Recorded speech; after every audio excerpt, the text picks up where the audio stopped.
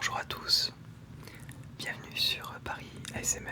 Je souhaite te faire partager ce soir des sons. C'est un abonné de ma chaîne qui m'a recommandé d'aller consulter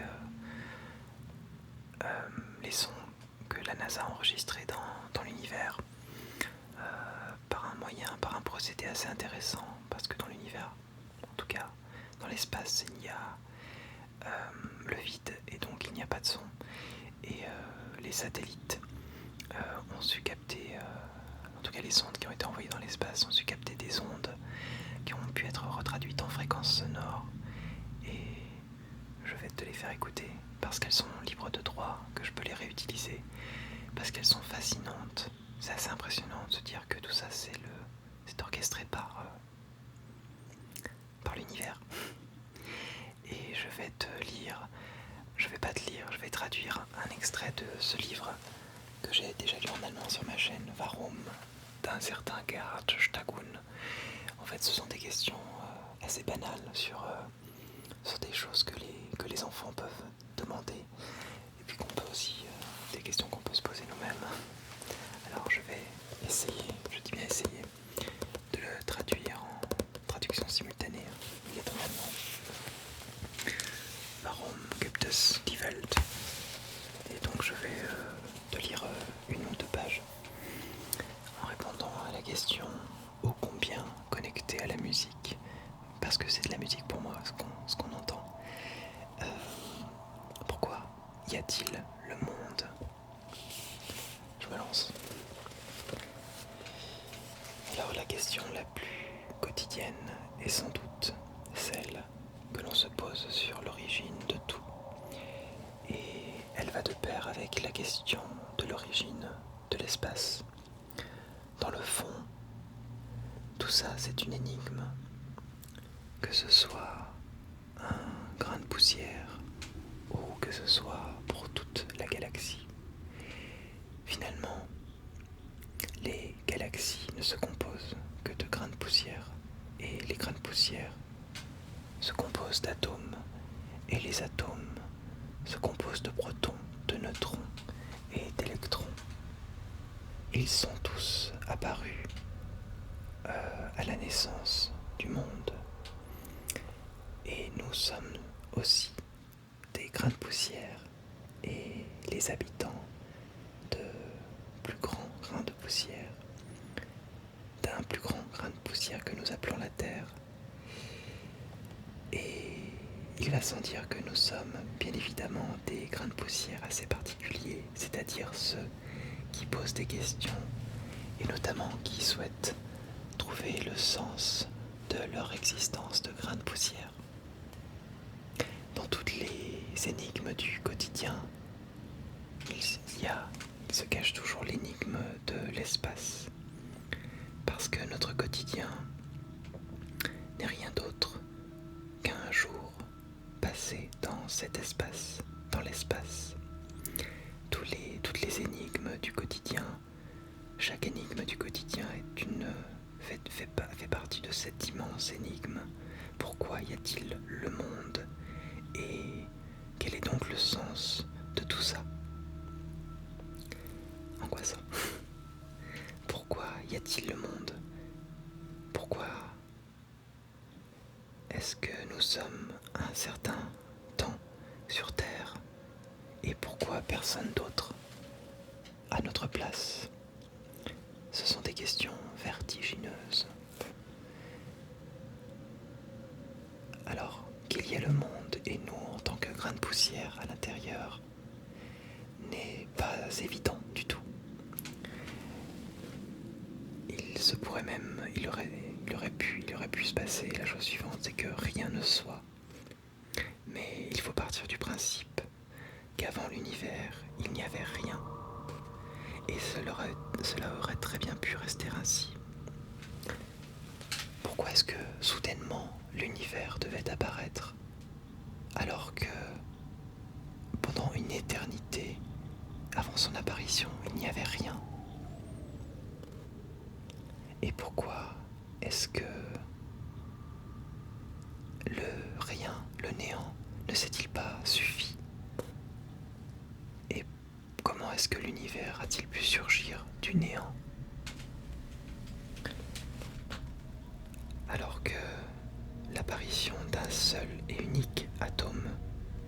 absolument impossible depuis le néant. Les lois de la nature ne le permettent pas. Les lois de la physique exigent en fait que de rien surgit le rien, et certainement pas tout un univers. Pour que quelque chose de nouveau puisse être engendré, il faut déjà qu'il y ait eu quelque chose avant, pour qu'il puisse se former à partir de ce quelque chose. Alors on pourrait régler le problème en partant du principe que l'univers n'a pas été créé à un temps zéro, mais plutôt qu'il a toujours été là. J'utilise le mot toujours, ce qui pose la question, encore une fois, de l'origine du monde et qui rend cette question superflue.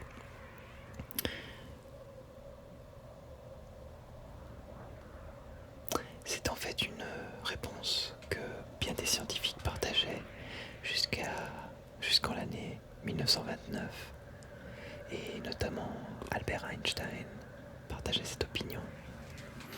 Et puis il y a eu l'astronome américain Edwin Hubble qui a fait cette découverte hasardeuse que l'univers s'étend, s'étire très rapidement. Cela signifie que des milliards de galaxies s'étirent et s'étendent inlassablement et s'éloignent dans l'éternité les unes des autres. Mais tout ce qui s'éloigne l'un de l'autre a bien dû, à un certain moment, être uni. Ce qui signifierait que l'univers a un début qui n'a pas toujours été là. Il y a eu un temps sans univers, on pourrait dire.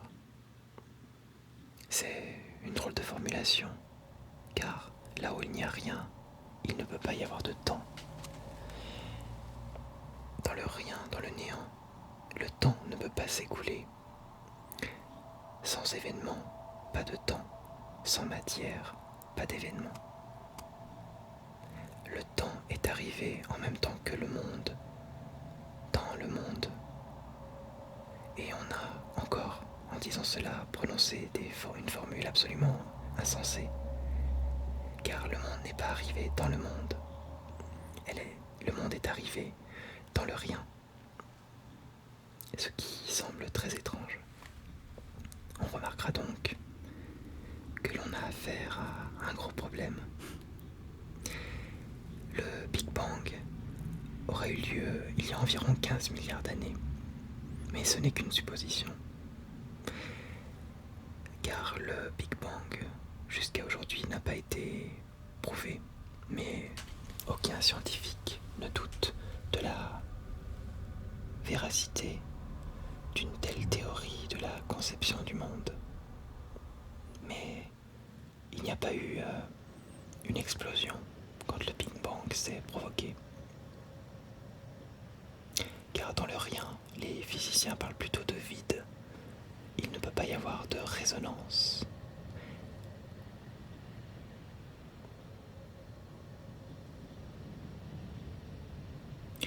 Si l'on suit les lois de la physique, malheureusement, le Big Bang n'a pas pu avoir lieu. Car comme nous l'avons dit, de rien n'est rien, mais même pas une explosion, même si ce fut une explosion très ancienne. Alors, quand on affirme que l'univers serait né du Big Bang à partir d'un vide absolu, il y a en nous l'imagination, la représentation d'un premier moment de l'existence du monde, c'est-à-dire le moment du Big Bang, explosion. On s'imagine dans un instant T l'apparition de ce monde. Mais comme avant le Big Bang, il n'y avait rien, pas de matière, pas d'espace, pas de temps, alors il n'y a pas pu y avoir de début. Il n'y a pas pu y avoir de moment de la création du monde. Il ne pouvait y avoir un moment que quand il y avait du temps. Alors le Big Bang, en soi, a dû se passer en dehors du temps. Et avec lui est né le temps. Le début du monde est complètement dans l'obscurité d'un commencement.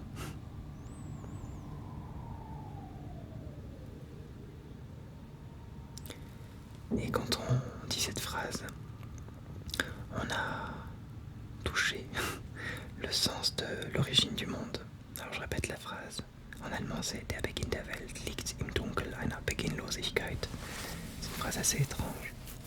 Le début du monde se trouve dans l'obscurité d'un commencement. Je trouve ça très beau.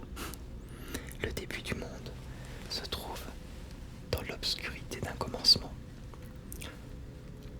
Mais on ne peut être que troublé par toute cette histoire.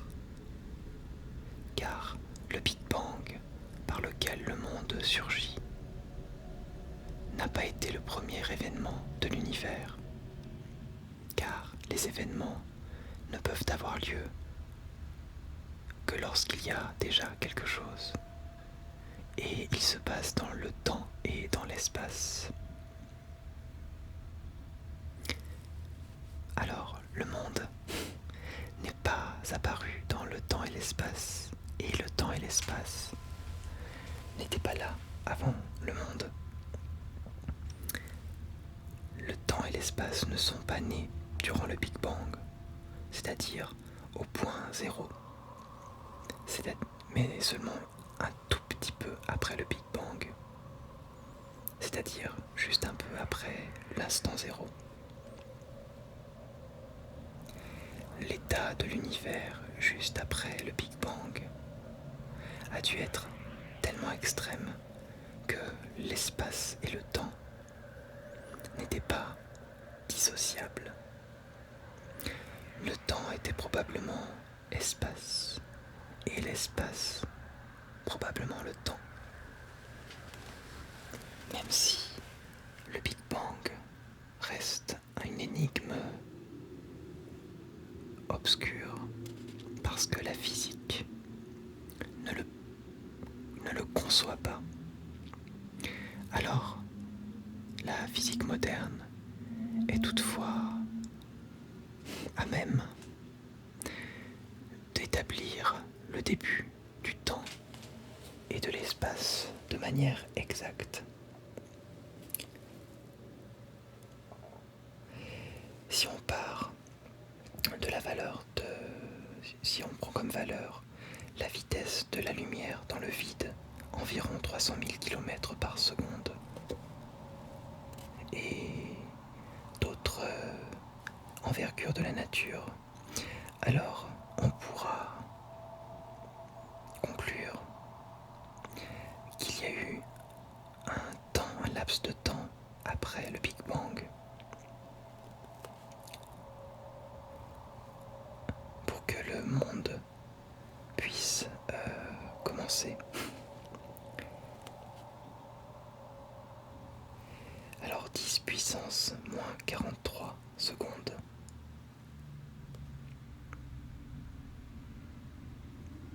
C'est-à-dire le chiffre 1 divisé par un autre 1 avec 43 zéros. Je commence à m'y perdre. Donc le temps n'a pas pu commencer à 0, mais seulement un petit instant après.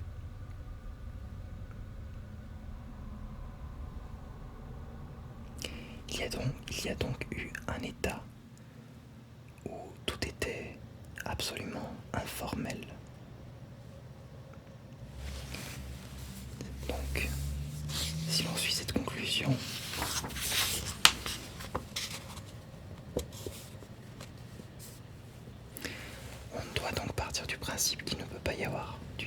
temps plus petite que 10 puissance moins 43 secondes. Tout événement dans l'univers dure au moins 10 puissance moins 43 secondes. Durant l'espace de 10 puissance moins 43 secondes, il ne se passe rien. C'est la partie du temps la plus petite. Le temps n'est donc pas un flux continu. Il fait des petits bonds ou des petites portions pour progresser.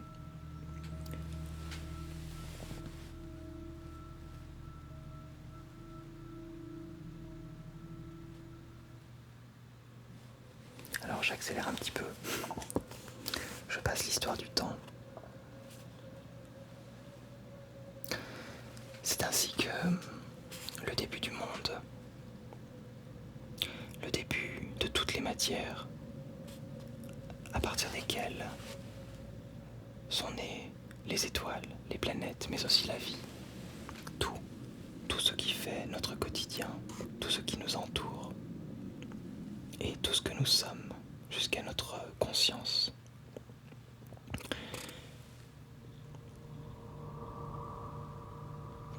Est-ce que pour autant nous avons répondu à cette question quotidienne?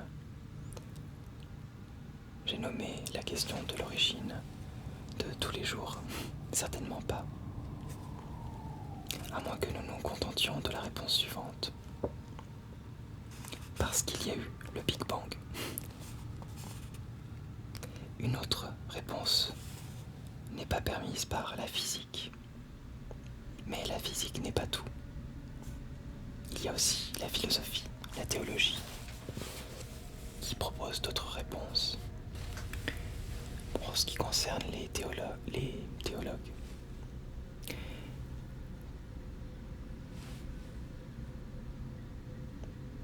ils n'ont pas d'autre représentation du début du monde que les physiciens. Au lieu d'appeler ça le Big Bang, ils le nomment Dieu. Et Dieu en tant que créateur, c'est ce que citent les théologues. Car un Dieu n'a besoin de rien pour fabriquer quelque chose à partir de rien. C'est justement ce qui lui permet d'être une entité divine. Le Dieu en tant que créateur a aussi peu de caractéristiques que le Big Bang. Il se trouve au-delà de la représentation humaine. Mais dans le Big Bang, il y avait déjà toutes les possibilités, tous les possibles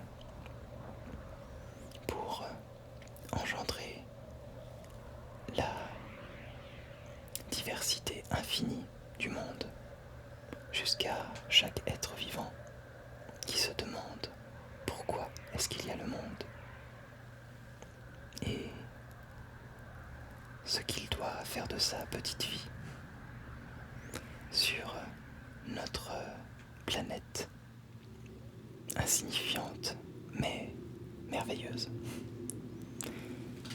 Voilà, j'espère que je t'ai fait voyager. On sent quand on lit cet article, petit chapitre, qu'il n'y a pas forcément de réponse, puisque tout est encore en suspens. En revanche,